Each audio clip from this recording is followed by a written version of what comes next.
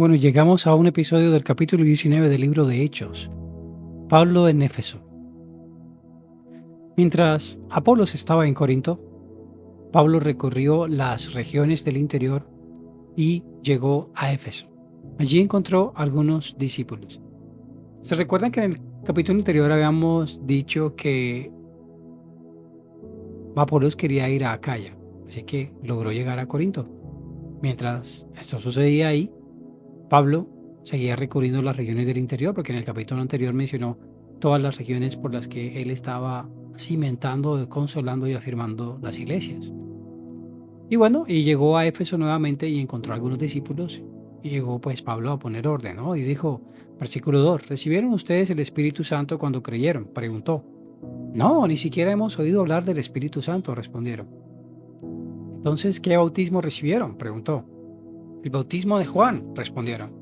Y Pablo les explicó que el bautismo de Juan era para arrepentimiento, pero realmente ellos debían era recibir a Jesucristo. Y le habló el evangelio completo. Y el versículo 5 dice que al oír esto, entonces fueron bautizados en el nombre del Señor Jesús, que el énfasis del nombre del Señor Jesús se ve en todo el libro de Hechos, porque ellos estaban en una época en la que el nombre de Jesús representaba el Mesías y la salvación. Cuando Pablo les impuso las manos, el Espíritu Santo vino sobre ellos y empezaron a hablar en lenguas y a profetizar. En el capítulo 12 de 1 de Corintios vemos que hay hermanos que hablan en lenguas, vemos que hay algunos que profetizan. Y aquí cuando Pablo puso las manos sobre ellos, el Espíritu Santo vino sobre ellos. Es de notar, y es importante darse cuenta, que estos eran hermanos que se estaban reuniendo en la iglesia de Éfeso y habían escuchado el Evangelio, pero no habían tenido una experiencia real, habiendo sido bautizados apropiadamente en el nombre de Jesús. Y cuando Pablo les impone las manos, esto es similar a la que sucede en Hechos en los capítulos anteriores con las iglesias de Judea, en el que Juan y Pedro imponen las manos y ellos reciben el Espíritu Santo. Acá también reciben el Espíritu Santo. La palabra dice, el Espíritu Santo vino sobre ellos, sobre ellos, no dentro de ellos, sino sobre ellos, y empezaron a hablar en lenguas y a profetizar. Eran en total unos 12 hombres. Todo esto sucede en un contexto de la iglesia primitiva y no están dentro de la sinagoga. Y el versículo 8 dice que Pablo ya entró en la sinagoga y allí habló con toda valentía durante 3 meses y discutía acerca del reino de Dios. ¿Se acuerdan que también había estado allí en esa misma iglesia de Éfeso, dentro de esa misma sinagoga había estado Apolos, Aquila y Priscila? Y aquí vuelve Pablo y sigue hablando en la sinagoga. Algunos se negaron obstinadamente a creer y hablaban mal del camino. ¿Qué es el camino? Era la manera como alternativa se conocían a los primeros cristianos. Les conocían como los del camino. Pablo se alejó de ellos y formó un grupo aparte con los discípulos y a diario debatía en la escuela de Tirano. En la época del primer siglo, la escuela de Tirano aquí representa un lugar donde podían asistir personas a hablar y debatir, algunos de filosofías, algunos de otras creencias, y Pablo aprovechó la plataforma de acá, de la escuela de Tirano, y así estuvo por 2 años en Éfeso. De modo que tanto los judíos como los no judíos, es decir, los de la escuela de Tirano, vivían en la provincia de Asia, llegaron a escuchar la palabra del Señor. Y luego menciona que Dios hacía milagros extraordinarios por medio de Pablo. Así que a tal grado que los enfermos les llevaban pañuelos y delantales que habían tocado el cuerpo de Pablo y quedaban sanos de sus enfermedades. También los espíritus malignos salían de ellos.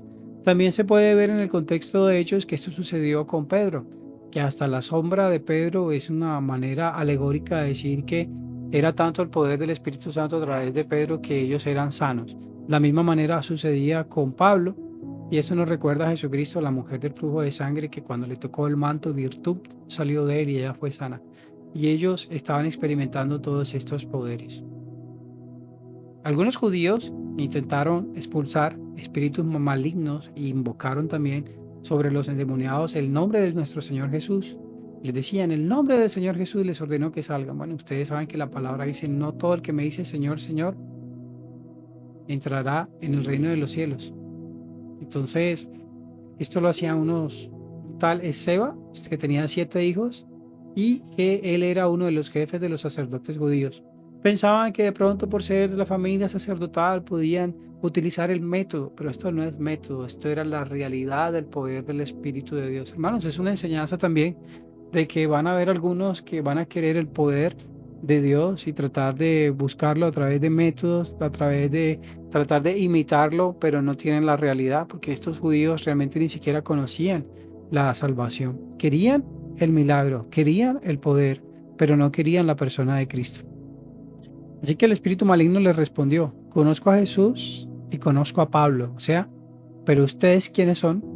Y abalanzándose sobre ellos, el hombre que tenía el espíritu maligno los dominó a todos, los maltrató con tanta violencia que huyeron de la casa desnudos y heridos. Cuando se enteraron los judíos y los que no eran judíos que vivían en Éfeso, el temor se apoderó de todos ellos y el nombre del Señor Jesús era glorificado. Así que vemos una de las razones por la que las señales se hacían en este contexto, y era para la gloria del nombre del Señor Jesús. No es para la exaltación humana, sino para la exaltación del nombre de Jesús. Muchos de los que habían creído, versículo 18, llegaban ahora y confesaban públicamente lo que habían hecho, imagínense. Y un buen número de los que practicaban la hechicería juntaron sus libros en un montón y los quemaron delante de todos. Entonces aquí había una lucha entre el poder del Espíritu Santo y la imitación, no solamente de parte de los judíos, sino muchos que querían utilizar el poder de la hechicería. Así que hubo arrepentimiento y ellos quemaron todos estos libros, y resultó que todo ese dinero quedó como unas 50,000 monedas de plata de la época. Así que estamos hablando de una cantidad increíble de dinero. Según algunos cálculos puede ser entre $500,000 y $5 millones, dependiendo del país donde tú estés, pero es muchísimo dinero. Bueno, después de estos sucesos, Pablo tomó la determinación de ir a Jerusalén pasando por Macedonia y Acaya. Él decía: después de estar allí, tengo que visitar Roma.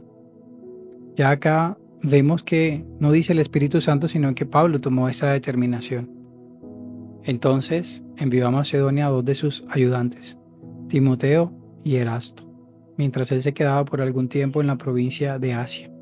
Qué bueno tener hermanos en los cuales se puede confiar, se puede delegar, hermanos que él había estado formando juntos. Pero eso también significa que un buen trabajo de expansión del Evangelio requiere personas de confianza y hermanos que tengan un buen testimonio como Timoteo y Erasto. Bueno, y adelante desde el versículo 23 hay un disturbio que es el disturbio en Éfeso. El disturbio en Éfeso sucede porque a propósito del camino, los hermanos, como se conocían en la época, hubo un platero llamado Demetrio que hacía figuritas, era un negociante, hacía figuritas de plato del templo de Artemisa o de Diana de los Efesios, dependiendo del nombre. Y esto le daba a ellos una muy buena ganancia. Se reunió él, como todo líder que era, como buen comerciante, con todos estos obreros y creó un gran alboroto, así que llevaron ante el tribunal una turba enardecida que obviamente pues estaba alborotada y sentían que los querían, por decir de alguna manera, les querían dañar el negocio. Entonces alborotaron a la ciudad. Siempre hay personas que se dejan comprar, no siquiera sabían por qué estaban ahí. Cayó en medio de ellos Gallo y Aristarco, que eran compañeros de viaje de Pablo, según el versículo 29. Y ellos eran de Macedonia. Pablo también quería ir ante la multitud, pero los hermanos no le dejaron, pues, por el peligro que era. Eso significa que Pablo era tan intrépido que a veces no medía las consecuencias de lo que estaba haciendo, pero los hermanos que lo estaban rodeando podían ayudarle, porque esto es lo que se hace en una comunidad cristiana donde hay amor por los hermanos. Aunque Pablo era muy intrépido y muy osado, él se hubiera lanzado ahí, seguramente le hubieran hecho un gran daño, pero los hermanos lo protegieron. Bueno, y de eso se trata el amor, la familia de Dios y la protección que hay en medio de los hermanos de la familia de Dios. Y fueron protegidos al final, el Señor se encargó de todo, y aquí podemos ver la gracia de Dios para con ellos. Ninguno fue afectado, ninguno fue golpeado, ninguno fue masacrado porque el Señor estaba con ellos. Sin embargo, sí se levantan las situaciones, sí se levantan los impedimentos, sí hay acusaciones y sí hay momentos en los cuales vamos a tener aflicción. Pero el Señor estaba con ellos, el Señor está con nosotros y podemos seguir avanzando, llevar su palabra hasta el momento que el Señor lo tenga. Entonces, hermanos, qué bueno vida de iglesia acá en el libro de Efesios, capítulo 19, y mañana seguimos con el capítulo 20.